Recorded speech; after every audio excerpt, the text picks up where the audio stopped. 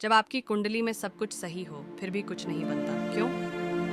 नमस्कार दोस्तों, क्या आपके साथ कभी ऐसा हुआ है कि आपकी कुंडली में सारे ग्रह अपनी उच्च स्थिति में हैं, सारे योग शुभ बन रहे हैं, लेकिन फिर भी आपके काम नहीं बन रहे? आप मेहनत भी कर रहे हैं, प्रयास भी कर रहे हैं, लेकिन सफलता आपसे दूर ही रहती है। आज हम इसी विषय पर बात करेंगे कि आखिर ऐसा क्यों होता है। ज्योतिष शास्त्र के अनुसार कुंडली में शुभ योगों का होना अत्यंत महत्वपूर्ण माना जाता है। ये योग व्यक्ति को जीवन में सफलता, समृद्धि और खुशहाली प्रदान करते हैं। लेकिन कई बार ऐसा देखा जाता है कि कुंडली में इतने शुभ योग होने के बावजूद भी व्यक्ति को मनचाही सफलता नहीं मिलती। हमारे शास्त्रों में भाग्य और कर्म के सिद्धांत को महत्वपूर्ण माना गया है।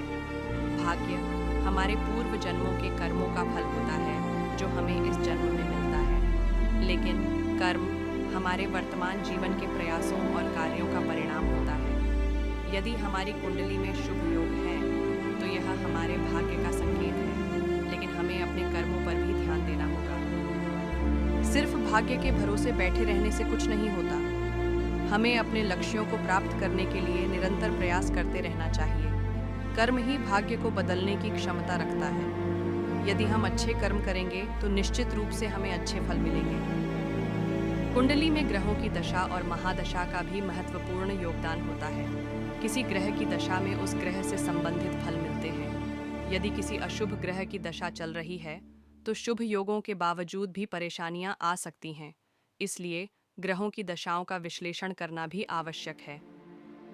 वास्तुशास्त्र के अनुसार हमारे आसपास की ऊर्जा का हमारे जीवन पर गहरा प्रभाव पड़ता है। यदि हमारे घर या कार्यस्थल में वास्तु दोष हैं, तो यह हमारे जीवन में नकारात्मकता ला सकता है। वास्तु दोषों के कारण भी शुभ योगों का फल नहीं मिल पाता। पितृदोष भी एक महत्वपूर्ण कारण हो सकता है। यदि हमारे पूर्वजों ने कोई गलत काम किया है या उनकी आत्मा को शांति नहीं मिली है, तो हमें पितृदोष का सामना करना पड़ सकता है। पितृदोष के कारण भी जीवन में बाधाएं आती हैं।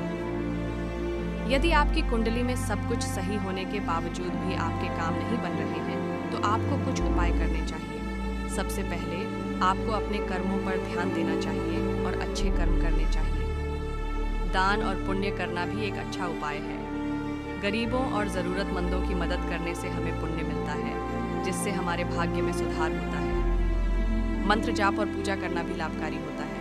अपने इष्ट देव की आराधना करने से हमें मानसिक शांति मिलती है और हमारे जीवन में सकारात्मकता आती है। अपने घर या कार्यस्थल के वास्तु दोषों को दूर करने के लिए वास्तुशास्त्र के नियमों का पालन करें। इससे आपके आसपास की ऊर्जा सकारात्मक होगी और आपके जीवन में खुशहाली आएगी। पितृदोष निवारण के लिए श्राद्ध और तर्पण करें। अपने पूर्वजों की आत्मा की शांति के लिए प्रार्थना करें।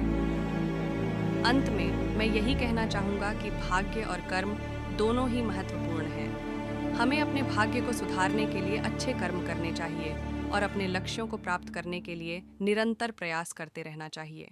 यदि आप इन उपायों का पालन करेंगे तो निश्चित रूप से आपको सफलता मिलेगी। धन्यवाद।